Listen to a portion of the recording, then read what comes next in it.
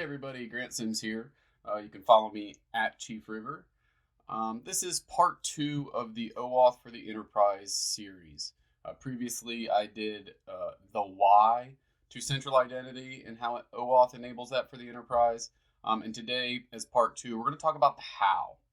We really focused on the issues. Now we want to focus on the solves for central identity and OAuth. Once again, this is focused on the enterprise where we own all the components within the OAuth standards there. So we own the resources, we own the clients, we own the identities. As I said before, I think the focus of OAuth and when those components are split between parties has really muddied the benefits of what it can do for the enterprise. So the how.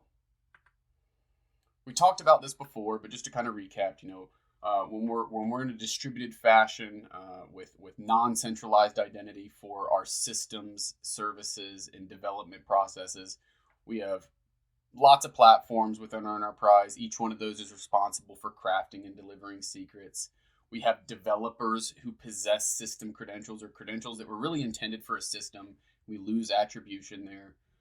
Microservice architectures, which is only created more of issues when we deal with, or more volume of keys and secret pairs when we're in this static credential, non-centralized identity perspective.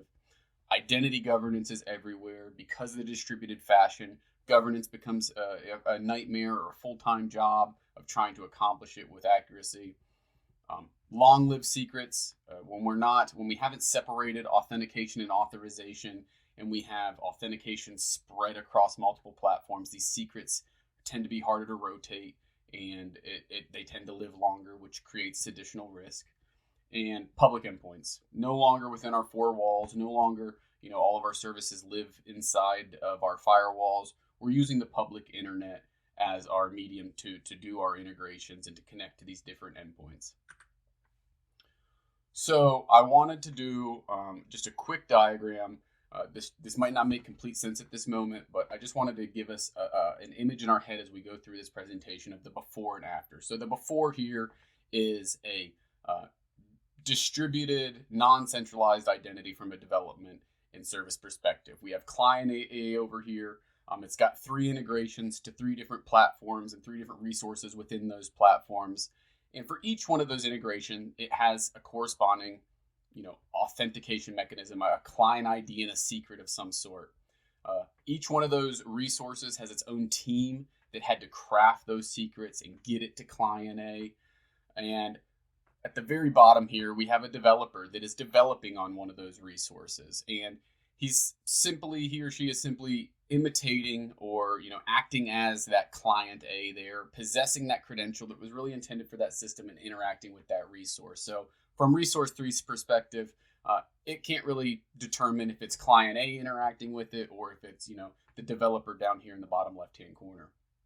As we transition though to central identity, you can see here that we now have one team that is in charge of the authentication parameters. We have an identity team, a security focused team who's in charge of crafting credentials, not only for the client, but also for the developer. You can see that the developer no longer needs to possess that system credential or have knowledge of that system credential. It can interact with resource 3 now as the developer itself, as grant.sims versus as client A. These resources now no longer deal with secrets. We don't have secrets in there. We're just focused on authorization. We've split authentication and authorization.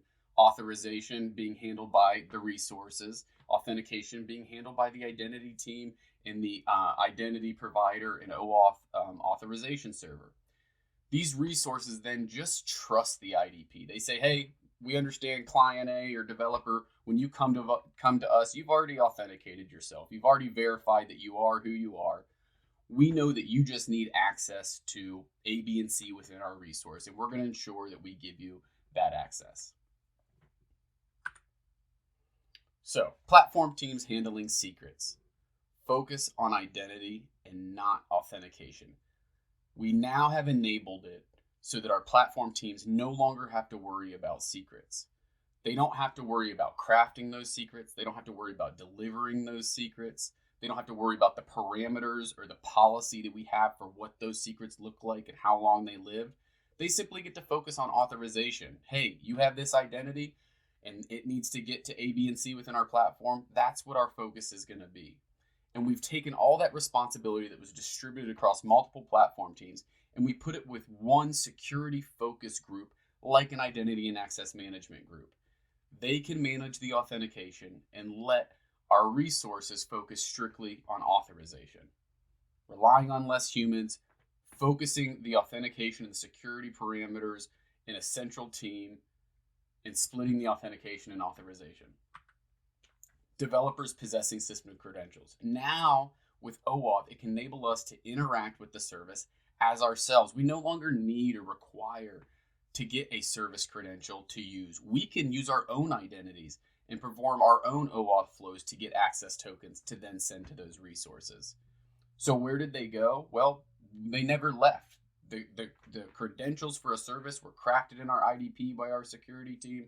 They were delivered directly to a vault where that corresponding service can utilize that secret and that identity, that authentication. So our developers, they're not in the business now of knowing anything about a service credential. Who's using them?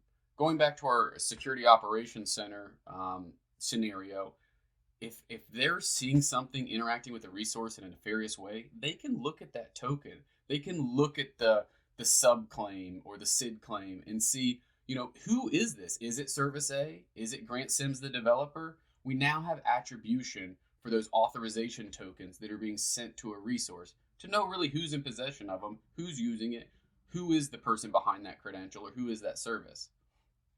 Less humans involved, like we said. Developers are out of the business of doing anything with service credentials. They're interacting with services in themselves. We've reduced, the need for developers to be in the business of acting as a service.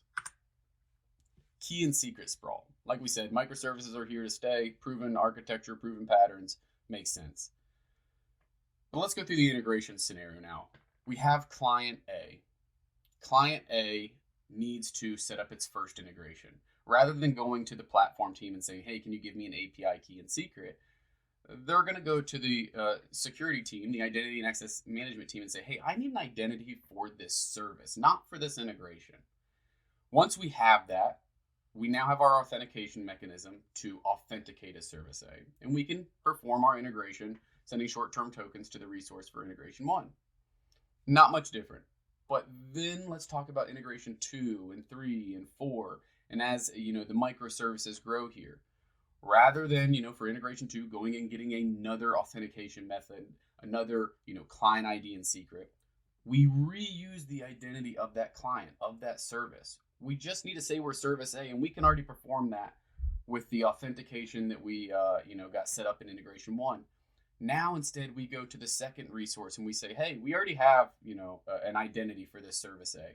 Will you just allow or authorize this to be authorized for integration 2, for integration 3, for integration 4? We now are utilizing one identity and secret to authenticate, and we're being authorized across multiple platforms within our enterprise. And we've significantly reduced what we need to vault. Before, we were in the business of each integration required an ID and secret. Now we just need to vault one identity and secret to say this is client A, and then be authorized to all the various other integration points we have, or to all the other resources. Identity governance everywhere. We had these simple questions that were very difficult to ask in a distributed manner across multiple platforms. But now we've put that all in our IDP, all in our central authorization server.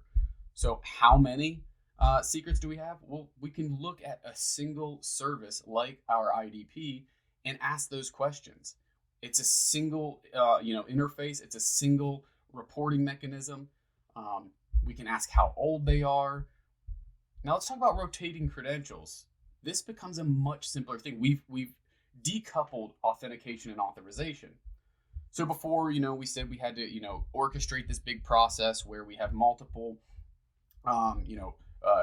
clients and multiple platforms and resources where you have to rotate these credentials. Well, now, since we've decoupled them, we can rotate the authentication mechanisms by rotating the credential in our IDP, updating the vault where that service is, utilizing it to do the authentication. And we never have to touch the platforms. The platforms are just receiving short-term tokens granted from our IDP, granted from our authorization server. So they don't really care how we authenticated. When we go to that resource, we've already been authenticated. We were granted a token because we were authenticated. So there's no changes required on all the various resource servers. We just have to make the change in the client, and we just have to make the change in our IDP. Much simpler, much higher rate of success. People are going to be much more willing to rotate those credentials on a frequent basis. So that takes us to the long-lived secrets. If it's easier to do, and there's a lot less chance of creating any type of outage or availability issues, rotation is going to be a process that's embraced. There's always going to be a secret zero we need to rotate, but we talked about how we only need to rotate it in the client vault and in the IDP, and we never have to touch the resource servers. We never have to touch the platforms in those rotation orchestration processes now. So the public endpoints, it's not going away. Public endpoints are going to be used going forward. It enables us to use public endpoints in a secure fashion and actually makes it a more viable and agile solution. So we know the solve now. We can see the benefits. So I want to take you back to this diagram just so we can kind of talk through it again at a high level, now that we've understood the concepts and the solves that we have. So before, client A, multiple secrets, integrating with multiple platforms. Multiple platform teams are responsible for crafting secrets, reporting on governance, etc. Authentication and authorization are tied together. They're coupled, which makes rotation very difficult in a very large process.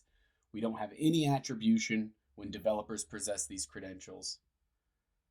And then we go to the after. We now have central identity. A client only needs one client ID and secret to authenticate itself, to say, hey, I am client A. And then it can send short-term tokens to resources who don't care about authentication. They just care about authorization. And they have a pre-established trust with our IDP and our authorization server to say, hey, if this token's valid, I know I trust that you've already authenticated yourself because I trust this IDP.